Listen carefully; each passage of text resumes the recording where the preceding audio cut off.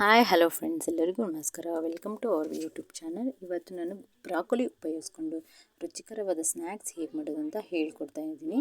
ಇಲ್ಲಿ ನಾನು 1 ಪೀಸ್ ಆಗೋಷ್ಟು ಬ್ರಾಕೊಲಿ ತಗೊಂಡಿದ್ದೀನಿ. ಇದು 1/4 kg ಅಷ್ಟಿದೆ. ಇದನ್ನು ನಾವು ಮೀಡಿಯಮ್ ಸೈಜಾಗಿ ಪೀಸಸ್ ಮಾಡ್ಕೊಳ್ಳೋಣ. ಈ ರೀತಿ ಪೀಸಸ್ ಮೀಡಿಯಮ್ ಸೈಜಾಗಿ ಮಾಡ್ಕೊಳ್ಳಿ. ನಿಮಗೆ ಯಾವ ಥರ ಸೈಜ್ ಬೇಕು ಆ ರೀತಿ ಮಾಡ್ಕೊಳ್ಳಿ. ನಾನಿಲ್ಲಿ ಮೀಡಿಯಮ್ ಸೈಜ್ ಮಾಡ್ಕೋತಾ ಇದ್ದೀನಿ, ಯಾಕೆಂತಂದರೆ ನಾನು ಡೀಪ್ ಫ್ರೈ ಮಾಡೋದ್ರಿಂದ ಇದನ್ನು ಮೀಡಿಯಮಾಗಿ ಮಾಡ್ಕೋತಾ ಇದ್ದೀನಿ. ಬ್ರಾಕೊಲಿಯಲ್ಲಿ ಕ್ಯಾಲ್ಶಿಯಂ ಅಂಶ ಇರೋದ್ರಿಂದ ಇದು ಬೋನ್ ಹೆಲ್ತ್ ಮೇಂಟೈನ್ ಮಾಡೋದಕ್ಕೆ ಸಹಾಯ ಮಾಡುತ್ತೆ. ಬ್ರಾಕೊಲಿಯಲ್ಲಿ ಹೈ ಫೈಬರ್ ಮತ್ತು ಆ್ಯಂಟಿ ಆಕ್ಸಿಡೆಂಟ್ ಇರೋದ್ರಿಂದ ಇದು ಕೊಲೆಸ್ಟ್ರಾಲ್ ಲೆವೆಲ್ನ ಕಡಿಮೆ ಮಾಡಿ ಬ್ಲಡ್ ಪ್ರೆಷರ್ನ ಕೂಡ ಮೇಂಟೈನ್ ಮಾಡುತ್ತೆ. ನೋಡಿ, ಈ ರೀತಿ ಚಿಕ್ಕ ಚಿಕ್ಕದಾಗಿ ಪೀಸಸ್ ಮಾಡಿಕೊಂಡು ಇಟ್ಕೊಳ್ಳಿ. ಒಂದು ತಟ್ಟೆಯಲ್ಲಿ ಒಂದು ಪಾತ್ರೆಯಲ್ಲಿ ನೀರನ್ನ ಬಿಸಿ ಮಾಡಿಕೊಂಡು ಅದಕ್ಕೆ ಸ್ವಲ್ಪ ಉಪ್ಪು ಹಾಕಿಬಿಟ್ಟು ಬ್ರಾಕೊಲಿ ಎಲ್ಲ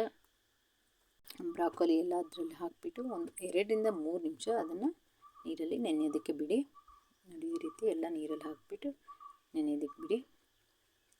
ಅಷ್ಟೊತ್ತಿಗೆ ನಾವಿಲ್ಲಿ ಮಸಾಲೆ ಹೇಗೆ ರೆಡಿ ಮಾಡ್ಕೊಳ್ಳೋದು ಅಂತ ನೋಡ್ಕೊಳ್ಳೋಣ. 1/4 ಕಪ್ ಆಗೋಷ್ಟು ಮೈದಾ ಹಿಟ್ಟು ತೊಗೊಂಡಿದ್ದೀನಿ. ಅದೇ ಕಪ್ ಅಳತೆಯಲ್ಲಿ 1/4 ಕಪ್ ಆಗೋಷ್ಟು ಕಾರ್ನ್ಫ್ಲೋರ್, 1 ಟೇಬಲ್ ಸ್ಪೂನ್ ಕರಿಬೇವಿನ ಸೊಪ್ಪು, 1 ಟೇಬಲ್ ಸ್ಪೂನ್ 1/4 ಟೇಬಲ್ ಸ್ಪೂನಷ್ಟು ಪೆಪ್ಪರ್ ಪೌಡರ್ ಹಾಕ್ಕೊಳ್ಳಿ.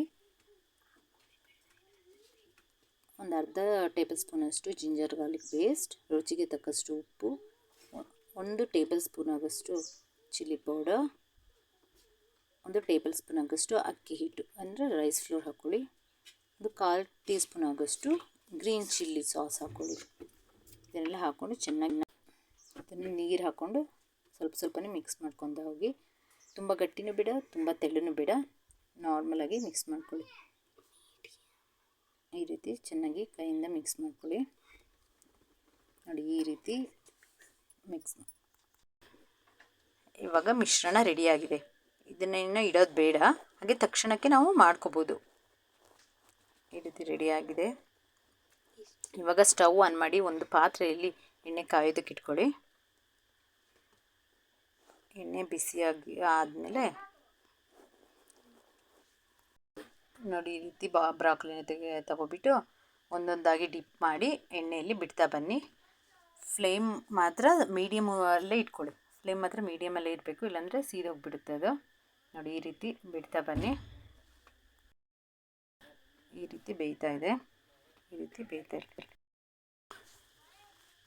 ಮಧ್ಯದಲ್ಲಿ ಸ್ವಲ್ಪ ತಿರುಗಿಸ್ಕೊತಾ ಇರಿ, ಯಾಕಂದರೆ ಅದು ಅಂಟ್ಕೊಬಿಡುತ್ತೆ.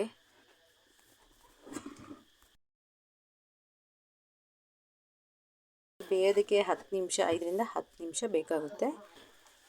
ಇವಾಗ ಇದನ್ನು ನೀವು ಈವ್ನಿಂಗ್ ಸ್ನ್ಯಾಕ್ಸಾಗಿ ಕೂಡ ಉಪಯೋಗಿಸ್ಬೋದು. ಅನ್ನ ರಸಂ ಜೊತೆ ಕೂಡ ಉಪಯೋಗಿಸ್ಕೋಬೋದು. ಮಕ್ಕಳಿಗೆ ತುಂಬ ಇಷ್ಟ ಆಗುತ್ತೆ. ನೋಡಿ, ಇಲ್ಲಿ ರುಚಿಯಾದ ಹೆಲ್ದಿಯಾದ ಬ್ರಾಕೊಲಿ ಫ್ರೈ ರೆಡಿಯಾಗಿದೆ. ಇದನ್ನು ನೀವು ಕೆಚಪ್ ಜೊತೆ ಕೂಡ ಸರ್ವ್ ಮಾಡ್ಕೋಬೋದು. ಮಕ್ಕಳಿಗೆ ತುಂಬ ಇಷ್ಟವಾಗುತ್ತೆ ಈ ರೆಸಿಪಿ. ನಿಮಗೆಲ್ಲ ಈ ರೆಸಿಪಿ ಇಷ್ಟ ಆದಲ್ಲಿ ನಮ್ಮ ಚಾನಲ್ನ ಲೈಕ್ ಮಾಡಿ, ಶೇರ್ ಮಾಡಿ ಮತ್ತು ಸಬ್ಸ್ಕ್ರೈಬ್ ಮಾಡೋದನ್ನ ಮರಿಬೇಡಿ. Thank you.